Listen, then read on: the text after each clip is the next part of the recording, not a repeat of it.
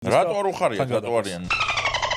ძალიან ბევრი ესე რატო იყურებიან ხოლმე ეს აი შენ რატო მოხვედი მაგალითად და სხვები პასუხს რატო არ გწემენ აბა აგვიხსენი ერთი თუ ყველაფერზე ესე პირდაპირ ლაპარაკობ ჰა იტა თუ სათქე მე მგონია რომ ყველა იუთუბერებს მე პატივცემ არა უყურე ანუ უბრალოდ ეხა ბევრი ადამიანისგან შეიძლება ქონდეს შეიძლება არ იცავს ანუ იცი რა არც იმას არ ვამბობ რომ ეხა მე რა ჩამოვაყალიბე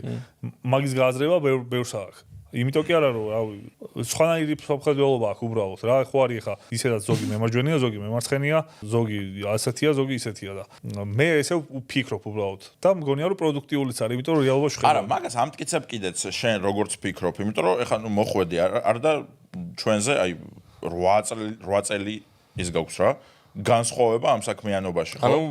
ბაღის ბავშვები ვართ ხო შენთან შედარებით მაგრამ მაინც მოხვედი და ანუ რავი აი უმეტესობა როგორ თქვა მაგრამ ნუ არის ძალიან დიდი კატეგორია რომელიც აი ზედაც არ უყურებს აი ამ დონეზე მყოფ იუთუბერებს რა იმიტომ რომ სანამ არ გაიქაჩები მანამდე აი ყურადღებას არ გაქცევენ აბსოლუტურად და ეხლა რაც ახსენი ნუ რა ვიცი იმედი მაგას გაითვალისწინებენ რომ ეგრე არ ხდება და კონკურენცია არ არის და პირიქით კარგია რომ რაც შეიძლება მეტი ადამიანი იყოს და ყველასთვის მომგებიანია ხო თუნდაც მაყურებლების მხრივ თუნდაც ფინანსური მხრივ და ამავდროულად თუნდაც ერთ საქმეს აკეთებს რა ყოლა და რაც ჩამოყალიბე ნაბოზრები აგე ჰეიტამაც გითხრათ ნუ ჰეიტამ პირდაპირ არ გითხრათ ეხა კარგი ადამიანია მაგრამ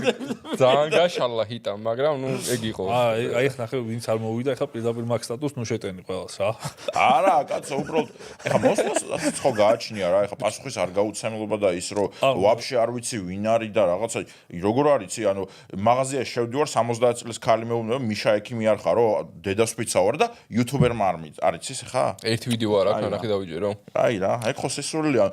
მართლა ვიძახი, ეხლა 70 წელი არ ვიცი ზუსტი ასაკი, მაგრამ მაგ ხელა ხალხს უცნია.